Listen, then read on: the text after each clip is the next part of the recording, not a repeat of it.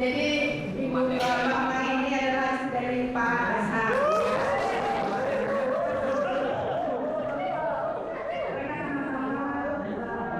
Berkegiatan di alam dan biasa memberikan kursus kepada anak-anaknya sehingga ketika bekerja selalu bersama keluarga. Jadi lengkap ya. Ya itu ya.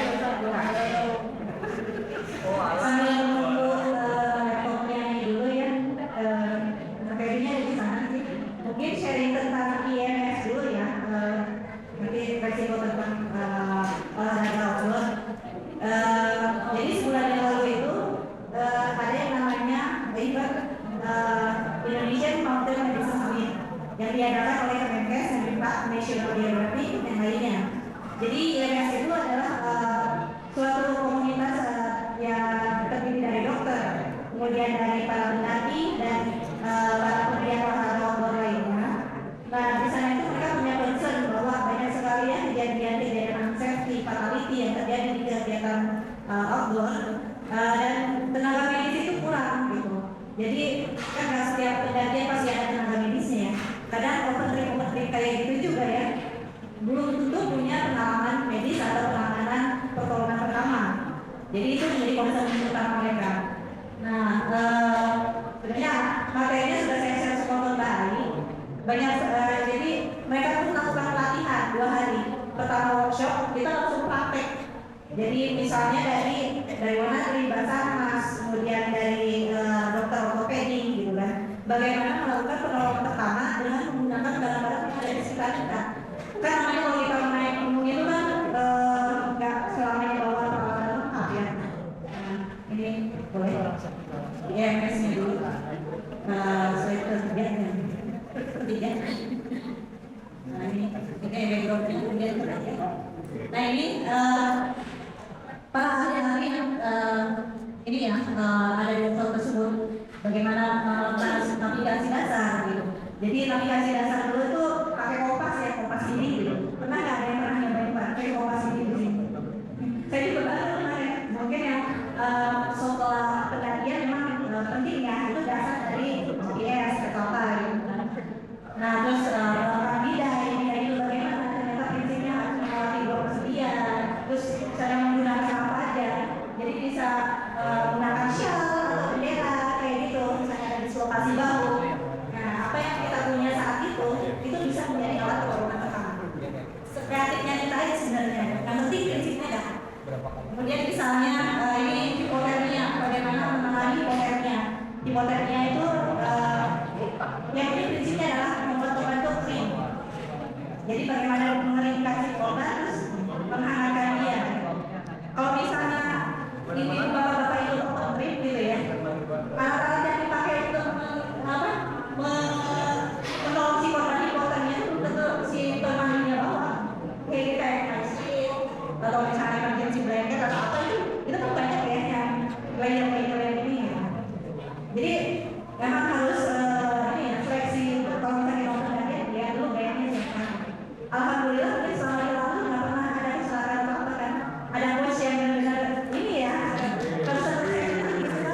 Jadi kalau pendakian dalam pasti itu pasti kayaknya komunas ya. Ya segala ada yang bawa dia terus dari wedding atau apa ya gitu. Jadi itu yang penting yang kita lihat gayanya itu sesiap apa gitu. Karena kita kita punya gitu ya. Yang berikutnya ini yang kedua ini ahli toksikologi namanya Dr. Tima Harani. Satu-satunya di Indonesia ya yang jadi ilmu pedoman semua racun, bisa, ular, tawon kayak gitu. Dan ini sampai bawa ularnya langsung ke tempat sana. Ini ular berbisa, tandanya begini, ular tidak berbisa seperti ini. Ciri-cirinya seperti apa? Cara penolongan juga berbeda-beda. Ada yang namanya ular berbisa tapi misalnya neurotoksik, ada yang toksin misalnya darah ataupun saham. Beda cara memindainya sendiri perlu tekanan atau tidak gitu. Jadi dijelaskan dengan lengkap. Ketika kita tidak punya bidai itu apa yang bisa kita gunakan di alam untuk kita jadikan sebagai bidai kayak gitu. Nah jadi sebenarnya bagus banget ya acara ini kalau saya sendiri sih sangat menyenangkan untuk komunitas-komunitas pendidikan alam ya ataupun sekolah pendakian untuk mengikuti acara ini. Dan saya tanya di grup ini kan ada orang-orang dekatnya gitu, dok kenapa sih acara yang sebagus ini gemanya kurang gitu, kok ini ya, terus kata dokternya curhat gitu, emang yakin kalau kita adain boro-boro bayar ya gitu kan, dikasih gratis aja belum tentu mau gitu kan. Mereka sudah mengadain dengan Kemenpar, ini OT-OT atau open kompetitif, ayo kita ikutan ini yuk gitu kan, yang summit gitu kan, biar punya basic gitu. Gak ada yang mau. Jadi sebenarnya karena merasa nggak butuh dan nggak merasa itu takut itu buat mereka. Jadi kalau kita namanya belajar gitu kan, ataupun misalnya kita minum obat karena kita nggak merasa sakit ya nggak akan kita minum ya. Kalau misalnya kita nggak merasa itu lebih, nggak akan kita cari.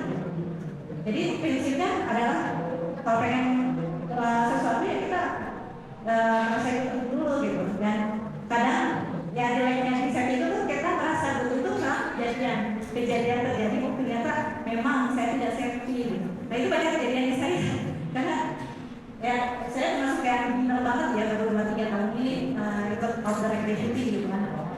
Dan ini salah satu yang pembicaranya Kak Pulki itu ya, Kak Pulki bilang di luar negeri itu yang pertama kali diajarkan di sekolah pendakian bukan dulu ini alat ini yuk gitu kan, atau pasang rekor atau pasang simpul-simpul. Yang mereka ajarkan pertama kali adalah menganalisa suatu resiko kegiatan pendakian.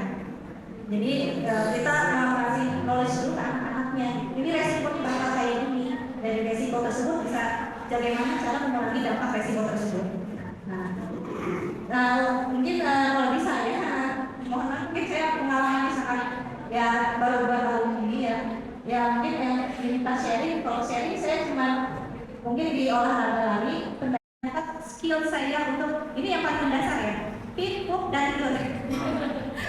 Itu penting banget kalau lagi camping itu, apalagi kalau camping kayak kemarin Rinjani ya, Rinjani kalau Korea 5 hari ya, 5 hari camping kalau nggak salah 4 ya, 4 ya malam ya, itu kayak berminggu-minggu bagi saya. Gak bisa tidur, pertama gak bisa tidur, terus si kalau apa ya mungkin benar-benar gak bisa tidur, sambil nggak ada. Kemudian mungkin kalau bagi laki-laki gampang banget ya, yang pagi juga udah ngomong gak biasa. Nah kalau wanita itu ya, kita tahu lah ya, terus kalau ngomong juga harusnya bisa kalau makan juga sehat. Masalahnya saya punya riwayat kesehatannya. Dulu waktu melahirkan, yang namanya wanita ya, melahirkan kan ada yang sesar, ada yang normal.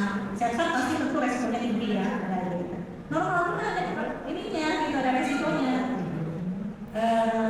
Obes semua, cair. Nah itu yang bikin trauma, buat wanita itu trauma. Jadi ketika bisa tidur hari, tua, memakan serba salah, makan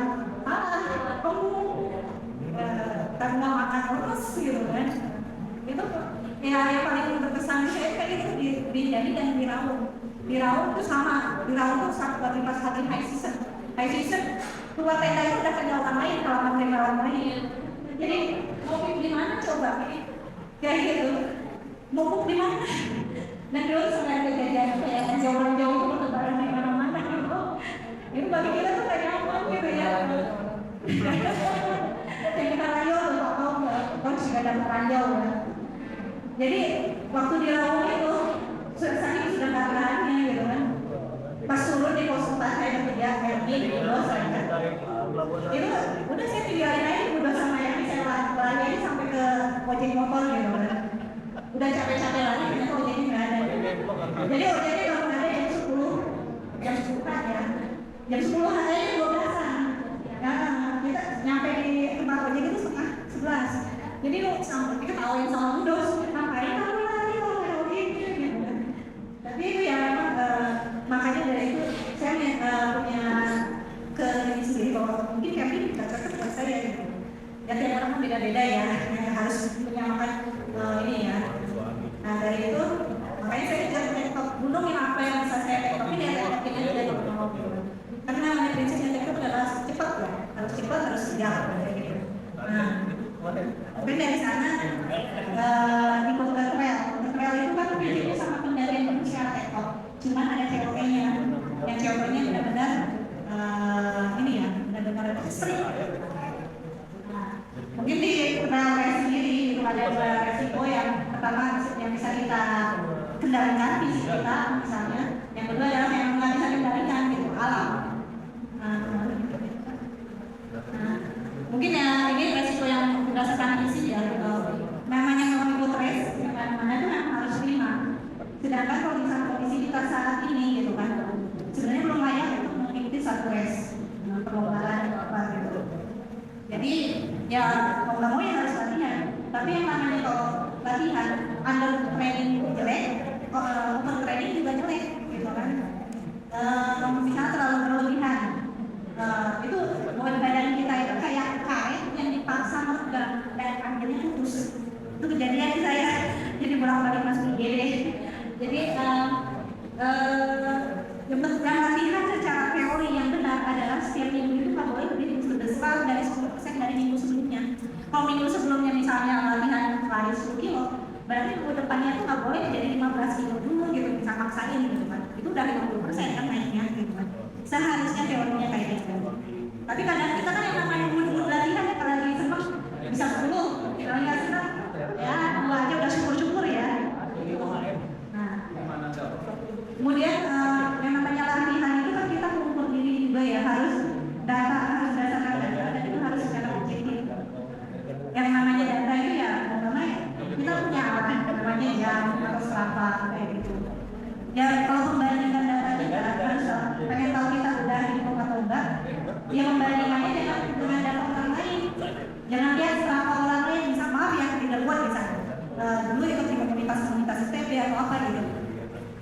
Kadang kita terbawa kompetisi ya, kompetisi lihat di dalam orang lain udah seminggu dapat 80.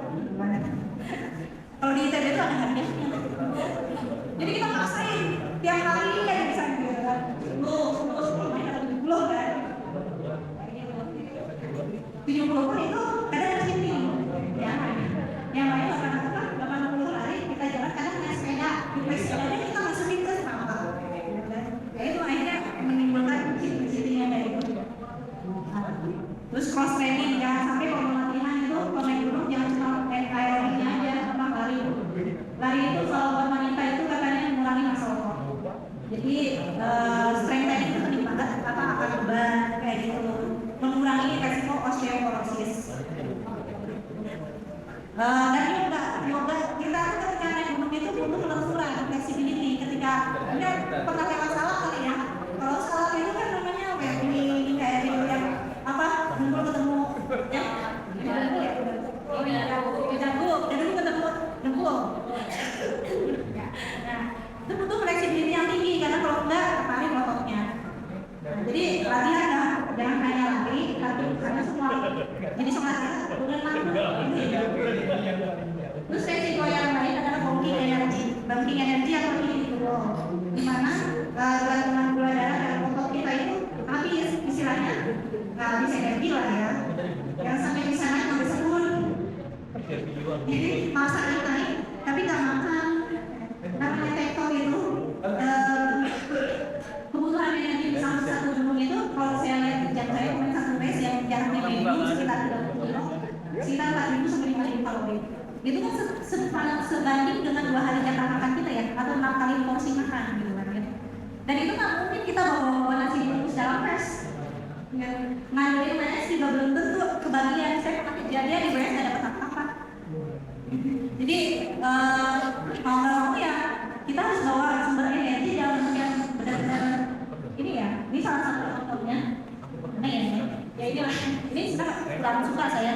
Yang ada yang namanya itu kayak sis kayak itu dia apa banyak namanya energi. Tapi nggak semua orang cocok yang namanya energi gel. Tergantung kondisi badan kita gitu. Energi gel itu bersifat asam. Jadi kalau misalnya orang makan dalam kondisi belum sarapan, kosong, kena angin, dikasih energi gel yang ada muntah-muntah. Dan itu harus disimulasikan gitu kan. Kita cocok di energi gel yang mana gitu kan. Kadang yang paling kurang kan kalau energi gel kayak gitu ya, satunya 55.000. Jadi kalau misalnya race 30 kilo, yang 6 kilo kita harus intake gitu ya. Kan kita pasti harus ada perhitungan kalori ya. Itu satu race aja bisa pakai energi bisa 300.000 doang gitu ya. Nah ini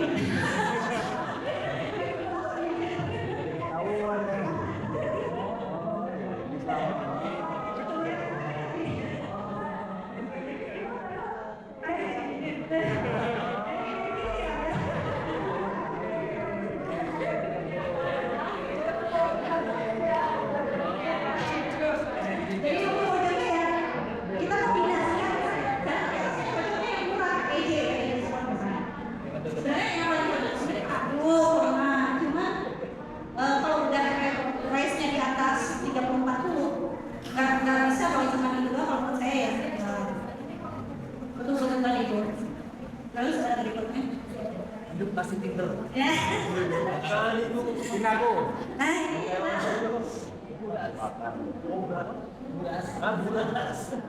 sourcing plan itu artinya apa? Penggunaan dari oleh dalam kita. Nah, paling mungkin yang memang harus minum. Kalau nggak minum, tapi tetap itu kan elektrolit kita tetap minum ya. Nggak cukup kayak elektrik. Ngomong ya punya mungkin yang paling kurang ambil lah ya. Kemudian cedera di bagian ini namanya trail atau intinya itu sendiri. Ketika kita race itu pasti sendiri kondisinya. Gak bisa kan ngandelin orang. Tungguin kita dulu gitu ya, tapi kan orang lain udah jauh kayak gitu kan. Mungkin ya tipikalnya trail race itu adalah emang individual ya. Jadi mau nggak mau survival skill kita memang harus ditingkatin. Bagaimana kalau kita terpilih di ini bisa mentransisi sendiri gitu. Karena kalau mau nggak mau kita harus lari tetap ke PS berikutnya. Nggak bisa kita ini di sana. Jadi saya selalu bawa yang namanya minimal. Itu kayak waktu batik lah ya, kayak ini. Udah digunting. Jadi siapa? Tinggal.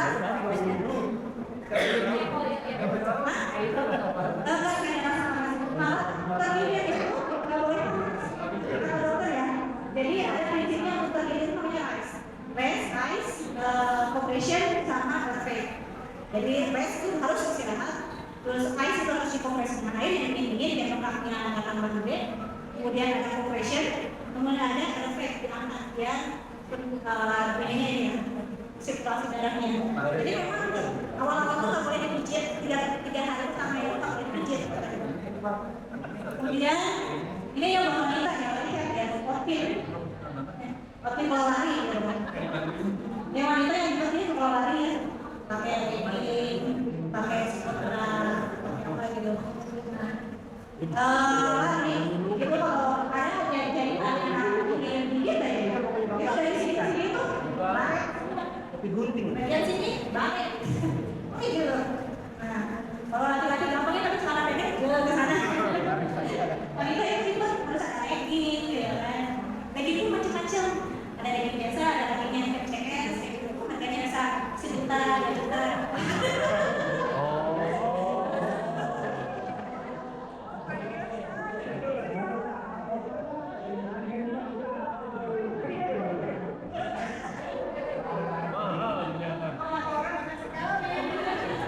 Lagi ya. Itu kalau resnya di gunung, kalau misalnya resnya berpasir, misalnya kayak di Jani 100 atau apa di CTC kemarin di Pantai Kidul, itu kan pasir masuk, nanti masuk di stop sini. Nah, pakai biasa kan biasanya gitu. Kemudian tersesat itu paling sering kalau di resiko. Setelah sekali semoyon aja masih bisa tersesat kemarin di Daerah Pak. Karena apa? Karena kalau kita kan beli marka ya, yang namanya marka di rute itu bisa saja hilang doangin, masangnya nggak bener, atau yang di bawah atau di sembunyiin orang. Sering itu dulu waktu di Bogor City Trail ada yang nggak mau tempat ditelekin, dia menjadi itu yang bikin kita tersesat. Nah yang paling ini ya kita punya ya kalau suami saya mungkin dengan GPS atau apa gitu itu penting sekali. Kalau nggak beli marka doang ya. Kalau ini cenderung sering jadi ajang race ya. Tahu-tahu ini makanya sudah bekas race yang lalu gitu atau mungkin bulan lalu gitu kan. Dan yang sebenarnya formnya tersesat itu udah salah jalur naik. Nanti harus turun lagi, naik lagi itu yang benar-benar bikin nguras energi ya. Berikutnya. Nah yang penting adalah nih kalau namanya trail race itu pasti kalau ada mulai pada malam, tengah malam atau dini hari biasanya ya. Karena menghindari selesai di malam hari. Kalau udah malam hari selesainya karena kondisi badan kita udah bagus ya, udah resikonya lebih tinggi. Makanya di startnya itu kalau nggak jam 9 malam, 12 malam atau 3 pagi gitu kan. Nah, penting untuk bagi saya yang makanya minus ya ternyata positif juga ya. Jadi akumulasi juga ya. Jadi penerapan itu penting. Saya sampai diskusi sama Mbak Ari ini untuk menentukan headline yang benar itu kayak gimana. Karena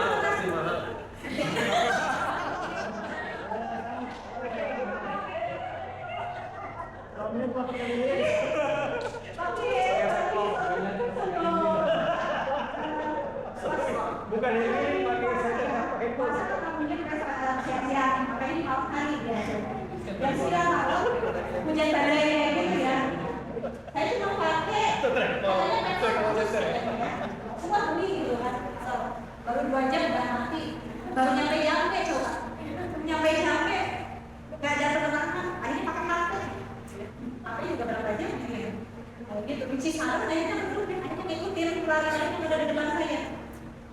Itu pengalaman yang benar menakutkan. Walaupun kita udah biasa nyampe Sarongge, si Sarong Manisa gitu. Kalau di Malang kan penerangan luar biasa itu menakutkan. Jadi waktu mau tes berikutnya di Mata, dia kan mulai dari Sarong. Benar hujan juga. Jadi yang namanya kan dari itu kan ada yang namanya spesifikasi ya. Ada yang namanya rating ingress protection index. Jadi itu menentukan kekuatan suatu headline terhadap berdebu dan air. Penting banget itu. Jadi yang namanya baterai resi minimal itu IPX 4. Semakin tinggi semakin bagus ya ketahanan terhadap airnya. Nah, dan semakin mahal. Ya, jadi tapi ini juga dia makin lumennya makin bagus juga. Habis bisa menerangi menerangi saldo. ini 1.600 lumen. Wah, berapa ini? Biasanya kalau buat yang laptop misalnya yang tiga biasa, energizer biasa yang 100 lumen, 200 lumen cukup ya, karena terbantu oleh teman kita di belakang, depan belakang. Kalau namanya resi itu kan sendirian ya, mau nggak mau ya, memang harus di atas 400 lumen, baru cukup menurut saya. Tapi semakin ini, yang masih baterainya semakin berat. Ini yang secara internal ini. Suaminya pesan pakai ini enggak? Enggak pakai diplomat.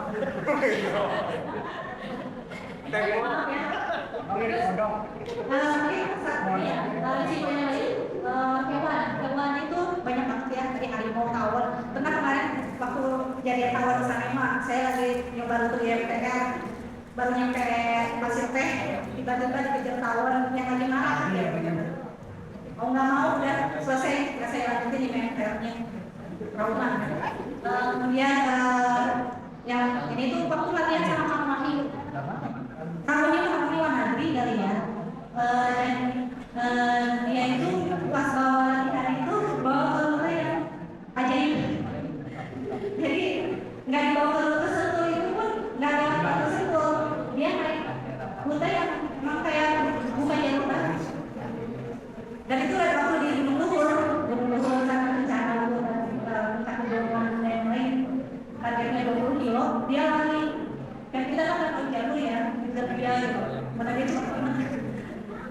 Ternyata pacarnya kan ada nempel di kita, dia memang nggak nempel di dia, nempelnya di share gitu ya. Dan saya udah teriak-teriak gitu ya, tungguin. Masih di sini, pacarnya loh, nggak sempat kita, dan saya nggak bawa kayak mako, nggak bawa sopel, misalnya autan nggak bawa, sama sekali nyubi waktu itu kan. Jadi dan itu udah nggak usah lanjutin ke sana, nggak usah nanti pulang aja gitu kan.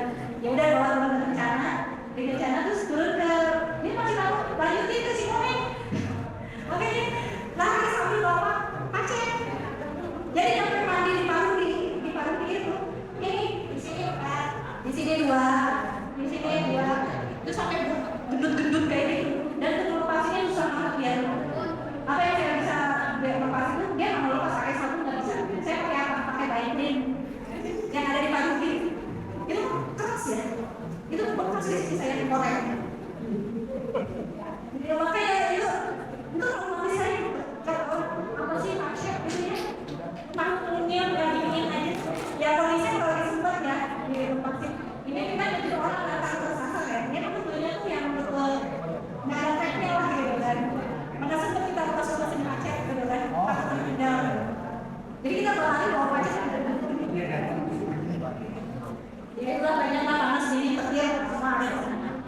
mungkin waktunya juga udah kebanyakan.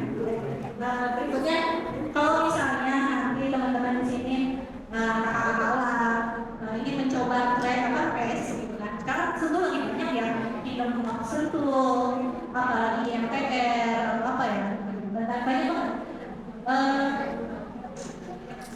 Dan saya mungkin pengalaman saya sebagai ini ya. Ya dimulailah dari bertahap.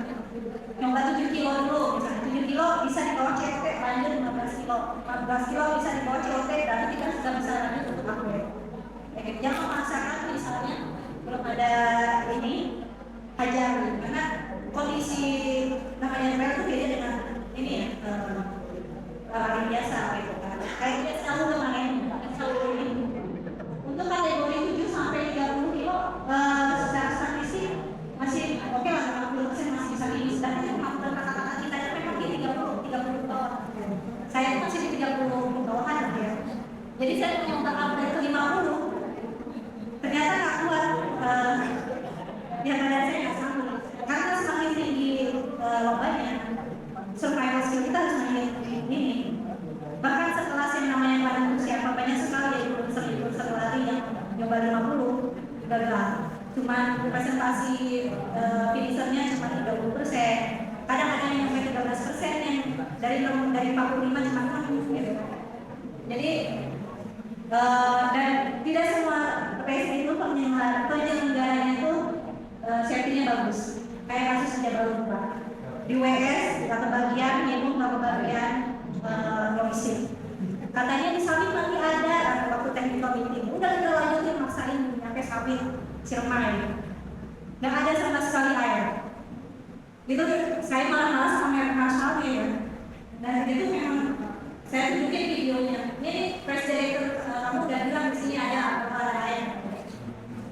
Akhirnya dia mau ngasih waktu cuma 100 minggu. Kayaknya jadi nggak semua penyelenggara itu bertanggung jawab. Kayak gitu. Jadi mungkin pertanyaan harus begitu. Ini kondisi saya dulu 3 tahun yang lalu naik Cisadon, saya nggak kuat, saya pegangin suami saya. Gimana? Dulu saya nggak kuat. Kalau minta gendong mah memang digendong kayak gitu. Asik. Tapi Asik. ingat ya karena orang terdekat kita lah gitu ya. Concern sama safety kita gitu kan. Nah, makanya kita membalasnya jangan memaksakan diri kita untuk bahan yang terlalu beresiko, misalnya terlalu cepat, too soon, too hard, too fast gitu. Kita melewati proses-proses yang seharusnya ini dulu ya. Pengen cepat naik tingkat atau apa gitu. Nah, jadi yang finish yang terbaik adalah finish ke rumah kita dalam keadaan aman, sentosa, nyaman. Dan karena kayak main finish Bali Marathon, saya masuk UGD. Jadi gitu makanya finish yang terbaik adalah finish rumah kita. Jadi tetap menggunakan safety. Terima kasih.